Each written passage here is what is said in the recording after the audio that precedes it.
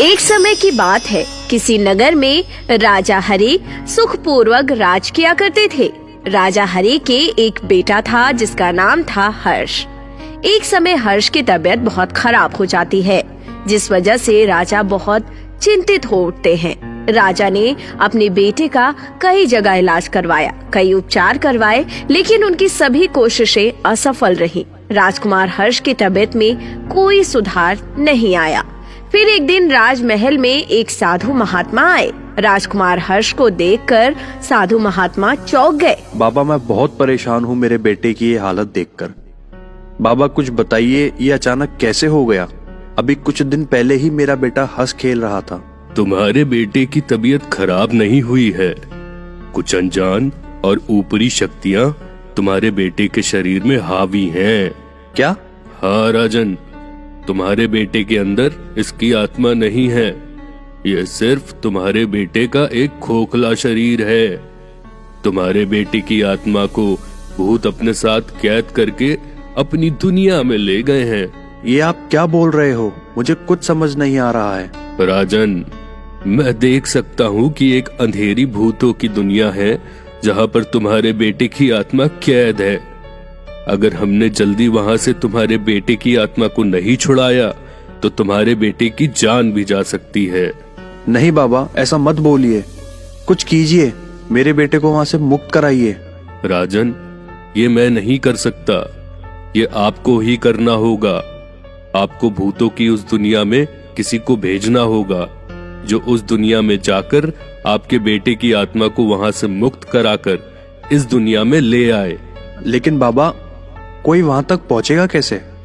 तुम इसकी चिंता ना करो राजन, मैं अपनी विद्या की मदद से वह भूतिया दरवाजा खोल दूंगा जिससे कोई भी व्यक्ति उन भूतों की दुनिया में जा सकता है। सिपाहियों, गांव में ये ऐलान करा दो कि जो भी हमारे बेटे की आत्मा को भूतों की दुनिया से मुक्त कराकर लाएगा, हम उसका घर सोने चांदी से भर देंगे। राजा का ये आदेश सुनते ही सैनिक सारे गांव में जाकर घोषणा कर देते हैं, लेकिन कोई भी व्यक्ति पैसों के लिए अपनी जान दांव पर नहीं लगाना चाह रहा था। जब ये बात राजा को पता चलती है तो राजा निराश हो जाता है। तभी राजा के दरबार में एक व्यक्ति आता है। महाराज, मेरा नाम रघु है और मैंने आपके द्वारा की गई घोषणा को सुना और मैं उन भूतों की दुनिया में जाना चाह रहा हूँ। क्या? सच में? आओ मेरे साथ चलो। रघु एक गरीब किसान था जिसे पैसों की बहुत जरूरत थी।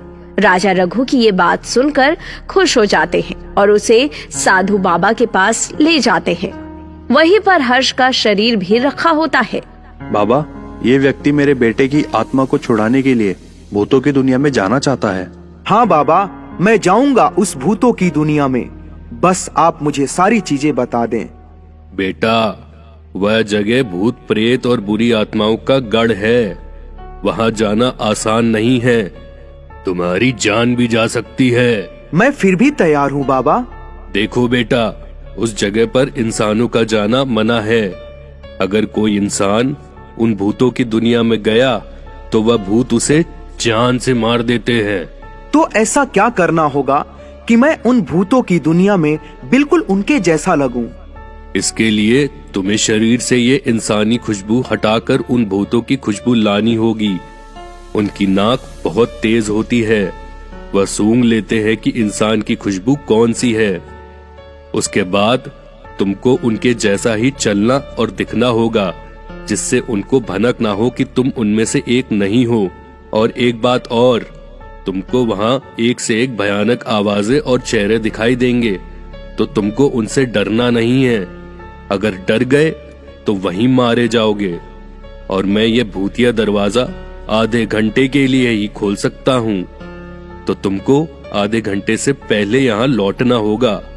और एक बात और जो सबसे जरूरी है, उन प्रेत आत्माओं को इस रास्ते का पता नहीं चलना चाहिए। अगर उन्हें पता चल गया तो वह इस दरवाजे की मदद से इस दुनिया में आ जाएंगे, जिनसे और भी